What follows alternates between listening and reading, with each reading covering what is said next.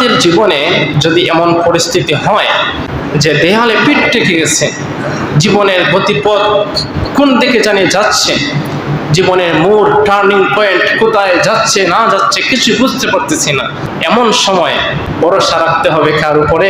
একটু জোরে বলেন, কার উপরে? আল্লাহর উপরে ভরসা রাখতে হবে।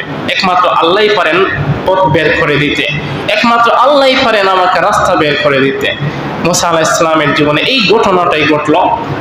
তার অনিশ্চিত একটা ভবিষ্যৎ, অনিশ্চিত একটা সময়। তিনি তো কোনো নবী হন নাই, সাধারণ মানুষের মতো জীবন পরিচালনা করছেন, একজন তরুণ মানুষ, যুবক মানুষ।